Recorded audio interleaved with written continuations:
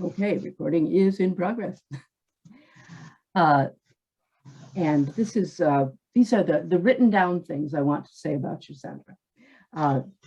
Sandra Anfang is a Northern California poet, teacher, editor, and artist. Her poems have been published in Rattle, the New Verse News, the MacGuffin Spillway, and numerous other online and print journals. Her poetry collections include Looking Glass Heart, Road Worrier, Poems of the Inner and Outer Landscape, and Xylem Highway. She has been nominated for a Best Short Fictions Award, Best of the Net, and a Pushcart Prize. She recently earned second and third place prizes in the prose poem division of the Soul Making Keats Contest, and second place in the San Francisco International Haiku Contest. She is founder and host of the monthly series Rivertown Poets and a poetry teacher in the public schools. And I will put up in the chat the link to your website so that folks can look at your art and your poetry. But as we begin then, Sandra, what you have done, you do so much with poetry and with other artistic expression. What right now in your life really feeds you and gives you energy and is the thing that is just motivating you these days? Several things, Mary Susan, and thank you so much for inviting me. It's really fun to see so many faces of people I know and new people. Mm-hmm. Though I'm retired and have technically retired, I still continue to teach 1 day a week. I teach 3 classes and I rotate through different schools via California Poets in the Schools. Mm-hmm. And I get so much joy out of that. I'll probably never let it go till I'm feeble. I learn a lot from my kids. I teach elementary and middle school. Just depends on what schools have the grants each year and who wants poetry. So I love that. And I'm also doing taking a lot of online classes. I have a couple of manuscripts circulating, so a lot of time in submitting and revision, which I find I enjoy almost as much as writing new drafts. Okay. So everything's poetry related, but a lot of different things. Okay. Excellent. And when and how did you start writing poetry? I started as a junior in high school because I had the most wonderful teacher for honors English. She required us to turn in a portfolio of original writing every month. And that's where it all started. And she was she was kind, but she was honest. Mm-hmm. So I realized right then at 17 that I could either take this as harsh criticism and stop writing forever, or that it would be the beginning. And I'm happy that I chose the second. Okay. That's wonderful. I haven't stopped. And are there times when you've struggled with writing or put it aside for a while, or? Definitely in my college years, and I think say in my 20s and 30s, and probably in the last 10 years, it's been pretty much an ongoing, most days, days activity for me. Okay. Well, thank you for filling in a little of the background on you, so we can hear your poems in the context of you. So thank you so much. Please go ahead, and I think we should all mute ourselves so that we don't get extraneous noises, but we will be putting comments in the chat, and I think facial expressions will tell you a lot. Thank you so much, Mary Susan. All right, I'm going to read a few poems from my 3 books, and then I'm going to switch to reading online, but you won't be able to tell. So newer work. The first poem comes from my first chapbook, Looking Glass Heart. And this is actually, the cover image is from a woodcut I did in high school. I actually have the original, I photographed it and then kind of reverse printed it, which is kind of fun. The poem is called Happiness Weighs More. I grew up on strudel and kreplach. pinching crust with meaty thumbs. Grandma and I joked over kneading, grounded by laughter. Buttercream defined our yen for sweetness, tempering the bitter in our lives. In college, I met anorexia. She wasn't pretty, though in the mirror she felt ethereal. I hoped to catch a fistful of her robe and sail away. By day, I starved, loving the refusal, jaw set in concrete, spurning calorie by negative calorie. By night, my dreams were filled with calipers. Sandbags barred the doorway to my mouth. In time, I came to know bulimia, her crazy sister. She holed up in my apartment, camped out on the couch, taught me to punch down dough to stop her pain before I gave it back as guilt, remorse, the great re-emptying. I ran the gamut till I saw the needle hover, then find rest on a sensible scale. Gradually, I learned to stomach love. Ooh, wow. Yeah. Stomach love, thank you. Sure. And the second two poems I'm going to read are from Road Warrior, my 2018 chapbook. The subtitle is Poems of the Inner and Outer Landscape. And all of the poems in this book are based on experiences in particular places. So they each have an epigraph. The first one's called Spring Break 1970, Ozark Mountains of Arkansas. It was 1970 and the world inside my head was about to open like the Red Sea. 3 women friends and I hightailed it to the Ozarks, looking for a mountain, other lives, escape from the school of cram. We pitched our tents on a soft bluff rise. Coyotes spun a song cocoon around us.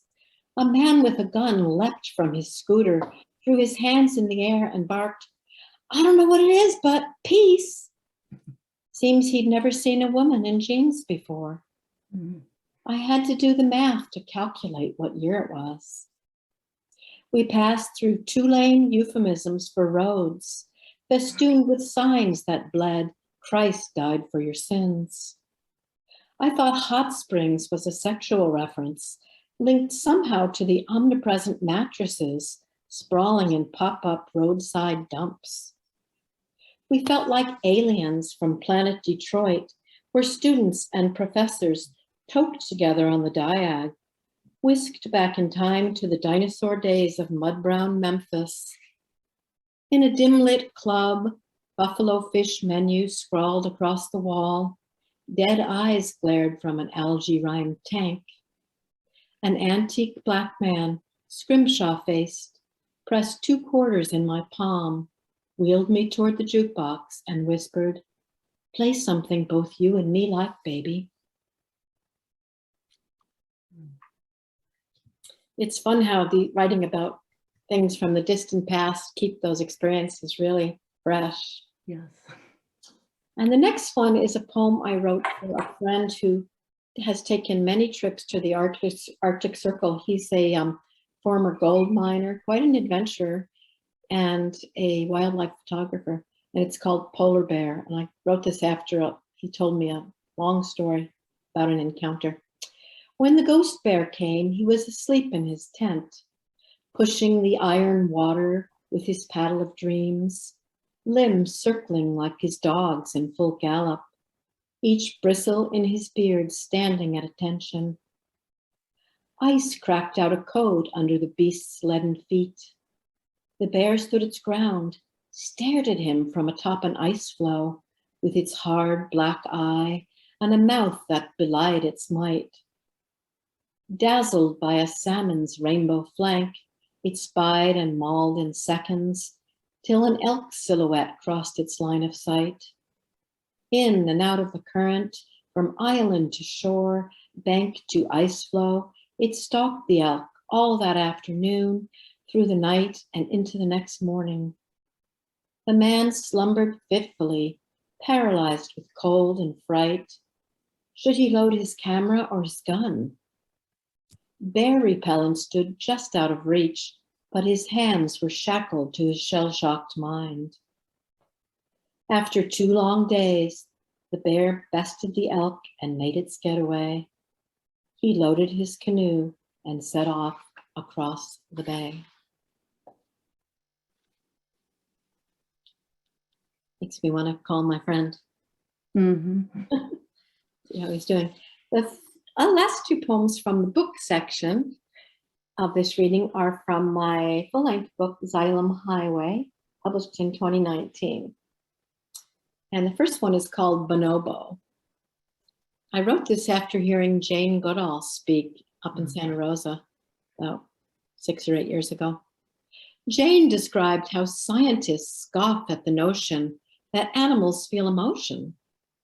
Where's the data, they asked, but didn't really want to know. Those bonobo utterances are just reflex sounds, random squawking. The concept of personality is null. I mull this over during the meditation part of the service while my monkey mind is supposed to be at rest. The air outside the chapel is calm. A few trees clear their throats in the yard, while others shoot the breeze with the hillside. The church babies debate the pros and cons of parents, adventure and right livelihood, while we continue to breathe, eyes closed. I can gauge their evolution by the changes in their vocalizations.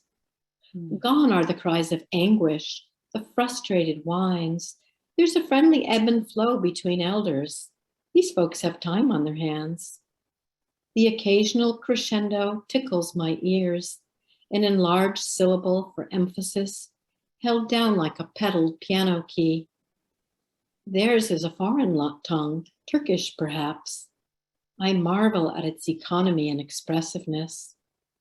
On the other side of the world, in the Congo Basin, waking from green dreams, bonobos call to each other across the forest, making plans. Mm-hmm. I love primates. Yeah, making plans. Bonobos, gorillas, I love them all. And the last one from this book, before I get to the newer poems, I can pull it up here. Let's see. My little tabs are not cooperating. I've got it. Almost.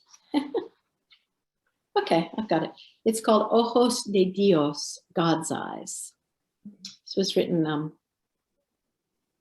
when I was a 4th grade teacher, well, after, about the experience of being a 4th grade teacher. My students thrilled to make them as much as I. The rhythmic wrapping of the yarn. On knobbed sticks we'd forage in the Cypress Cathedral, where the treasure of owl pellets floated on neon moss. Simple eyes, inverted ones, and ones in 3 dimensions, filled up the classroom like talismans. We'd clutch them on hard days when a parent failed to show, a relative died, or a playground drama stole the stage from learning. I still swoon to the touch of boldly colored yarn, varied textures, the ritual of winding our stories on the arms of trees, their elegant bones arching in mid-flight. Elegant bones. Thank you. Now I'm going to go to my online poems. So, why are they not here? There we go. All right, I have 4 poems. I think I'll have plenty of time. Tried to pick some very different things. These are all fairly recent. And the first one is called Stuttered Abecedarian on the Death of Poets. And I think most of you probably know about I pronounce it the Spanish way, Abecedarian ABC poem, where each line starts with consecutive letter of the alphabets. And this is for Q.R. Hand, Al Young, Diane de Prima, Lawrence Ferlinghetti, and Richard Sandrell. Another day, another poet bites the dust. They fall like carved houses, the density of bone drowned by eddies of collective keening. Far down the block, a girl screams into a paper sack. Her cries stuttered in the chaos of an army copter. Juries parse the price of prisons, while kinsmen jam around oil drums. lighting sticks of solidarity. My mind is knackered by the news. Who coined this oxymoron? On every corner, police. On every corner, police. On every corner, police. Pummeling a brother for unlicensed questions. Poets uncork a jug of rage. There's nothing here but déjà vu. Same old, same old, same old. Hands up, you're dead. Thunderclouds swallow cities' souls. Under blue banners, whitewashed waste. Vestigial suns force themselves to shine. What have we wrought? What have we wrought? What have we wrought? X marks the spot. Memory tries, fails to snuff itself. Youth roam the streets, searching for erased fathers. Zap, another poet bites the dust. Dust testifies. Nothing here but déjà vu. Here's a poem I felt a little odd about writing and including, but I like it. I'm getting more comfortable with it. It's called Dear Dalai Lama. It's an epistolary poem. Dear Dalai Lama, Facebook sent me a message today. You have something to tell me. I cringe as I swipe it from the screen. Am I the only one? I can't bear to see your name among the birthdays, jokes, and partisan barbs, not to mention the ads for Bombas socks and new grunge bands. I don't need to hunt your dimpled schoolboy grin above the garnet robes, your hands on the keyboard typing to the spiritually spent, to know that you are everywhere. I love that you drink at this public fountain, the way you never give up in spite of capital coups, climate calamity, or the latest snarky war of words. Today's topic, educating the heart in the new millennium. You've got to love such innocence, faith that the average user still has a bloody soul. You write in English, is that a tell? Who needs you most? I wonder where my cringe begins. I feel this way when reading updates on the pages of dead friends, whom I sometimes unfriend. Images and voices that outlive the body like fingernails that keep growing after death. Friends decorate their pages with pretty words, speak of them in third person, though they may still be in the room or somewhere close, because let's face it, who really knows where we hang our hats after the caboose of breath departs this flesh, or if we've got an ear still pressed to the wall. I worry over you, sweet essence of mischief, bright vessel of delight. Wear your mask everywhere so that we may remove ours when the going feels safe.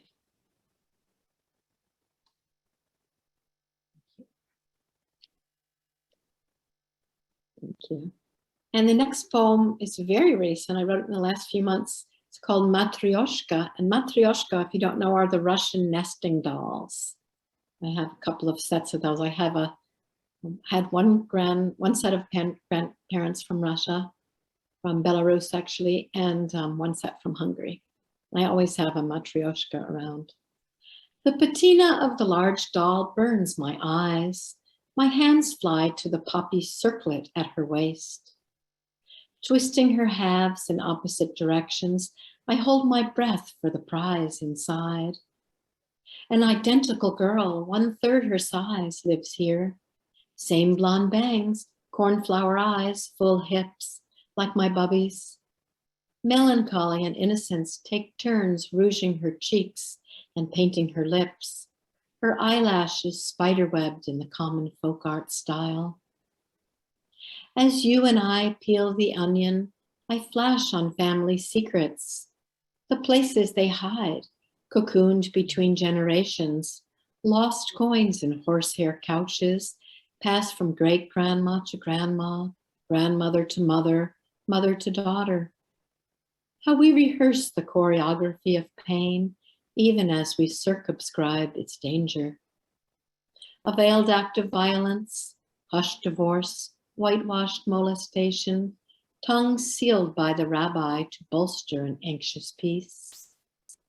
That's part of a larger conversation, I say, noticing that this phrase is fast becoming my mantra.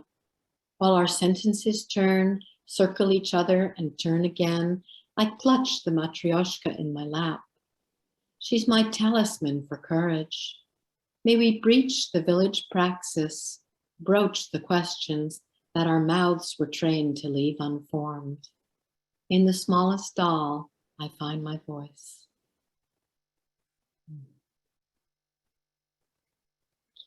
Thank you. And I have one last poem, if I still have time. I think I do. Go right ahead. It's called Patchwork, and it's going to come out in a couple of weeks in a journal called Mason Street. My husband's people were from Kentucky. When they flew out for our wedding, they brought quilts that had been in the family for decades.